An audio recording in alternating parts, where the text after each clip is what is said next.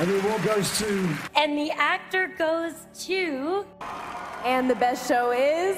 Netflix has become a household name in entertainment and pop culture over the last decade. Due to its unique business model developed in the 2000s, it is considered a pioneer in streaming services, with annual revenue of nearly $30 billion in 2021.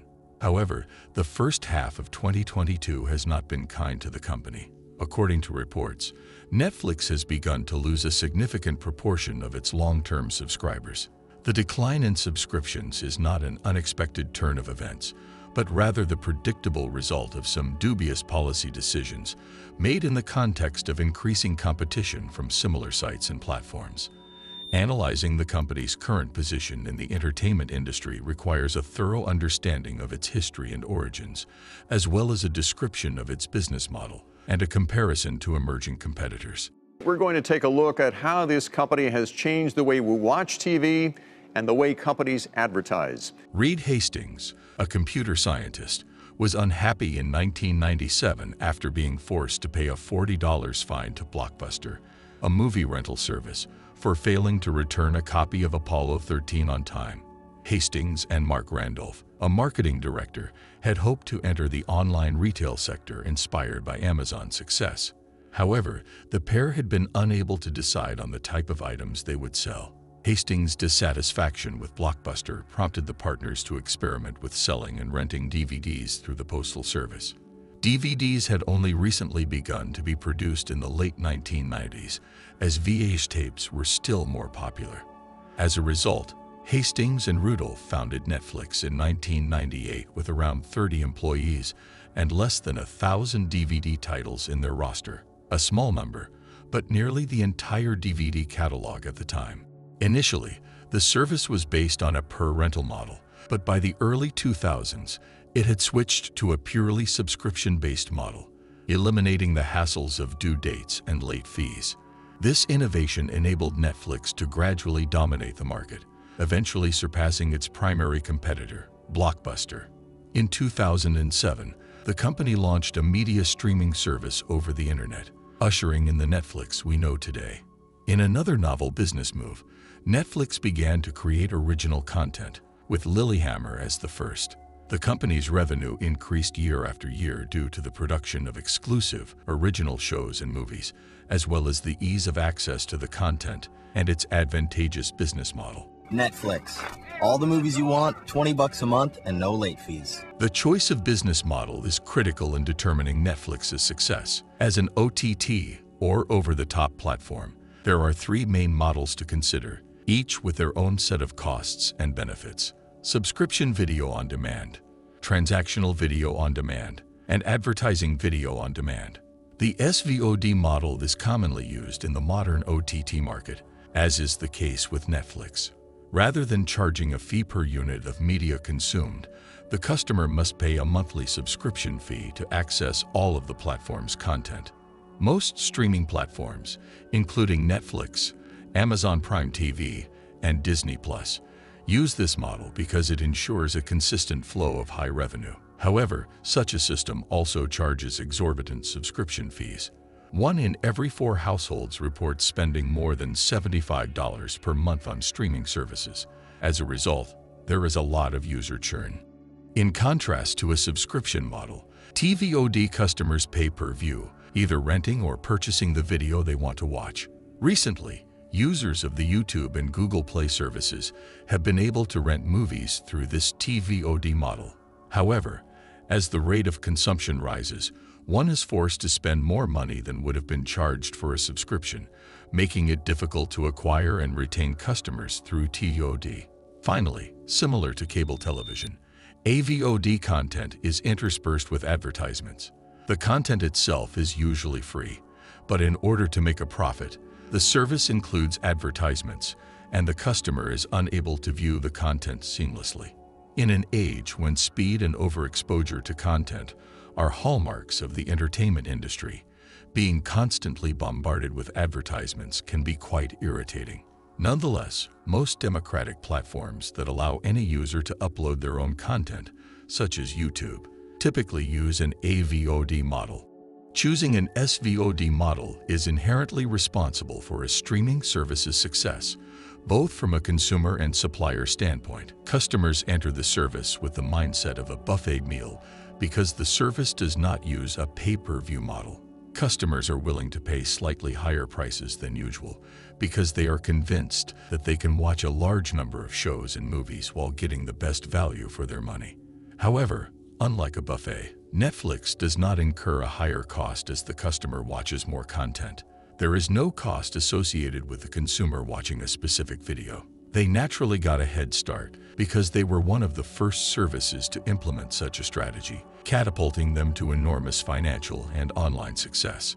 In today's world, the streamers have adopted that old movie, technique and are working directly with brands who get product placement integration, but then they also promote the show in advertising, on digital, on their social channels, et cetera. So that's building an audience for the show, and that's what the streamers want. However, the same cannot be said for Netflix's current streaming position.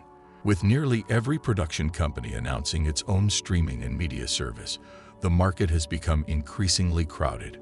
Amazon, Disney, HBO, and Hulu are just a few of the most popular media services that have made their mark on the online media landscape. It could look like Netflix is struggling as it fails to meet its subscriber growth targets and is being outbid by other platforms when attempting to secure new content. News outlets and social media erupted after the information revealed that 200,000 users canceled their subscriptions in the previous quarter, marking the first time Netflix had a net loss of subscribers in 10 years.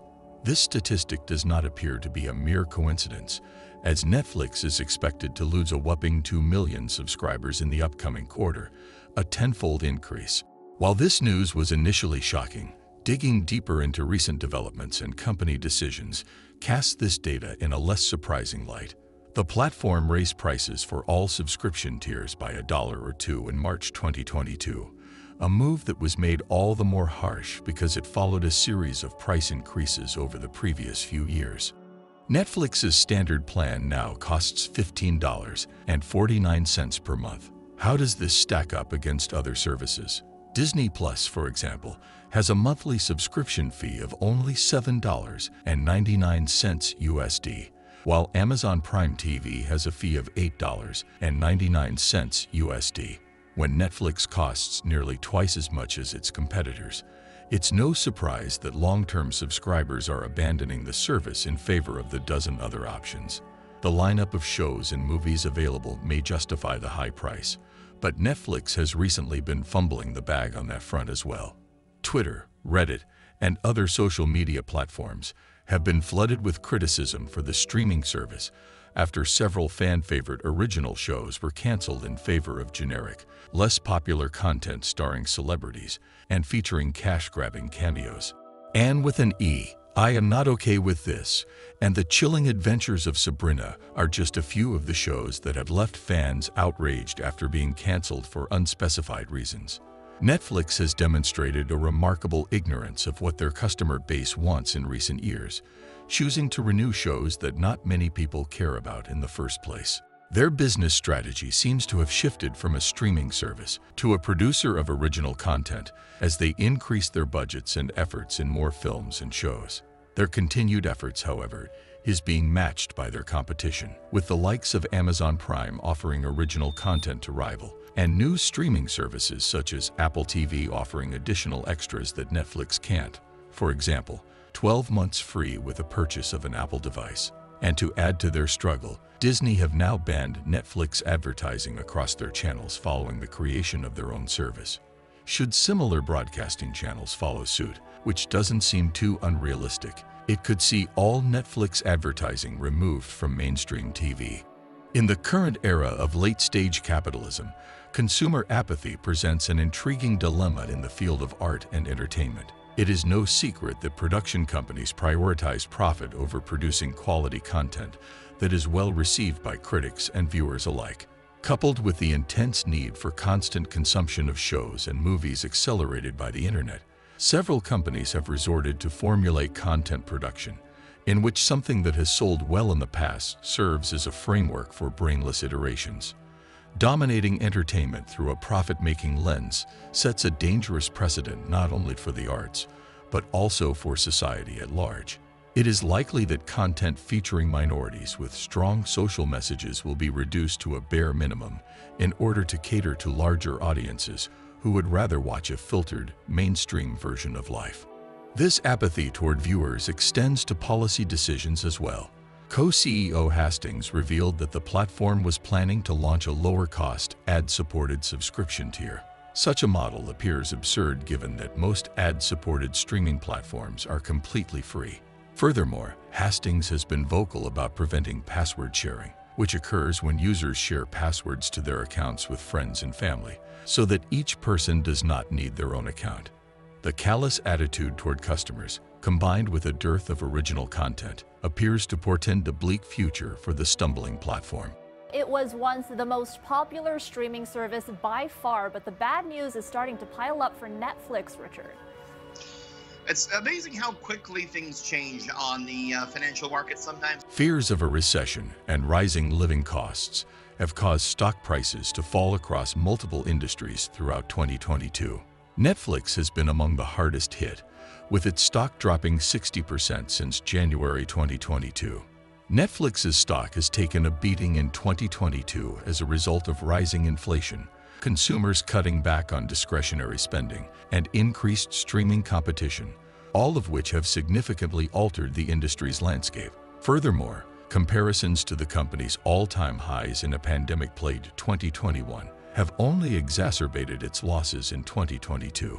Despite recent shortcomings, Netflix remains a major player in the entertainment industry, with several of its original productions receiving critical acclaim and being nominated for Academy Awards and Emmys. Good reviews and heartfelt praise, on the other hand, will be meaningless to a platform that is primarily a business looking to earn profits and retain customers. Urgent changes are implemented in order to improve content quality, lower prices to compete, and augment better customer service and care. The company would do well to feature the role of its creators and producers to a greater extent, since the decline in quality is only worsening the problem of low customer retention. If not, the streaming giant is likely to lose its spot at the top of the Hollywood sign.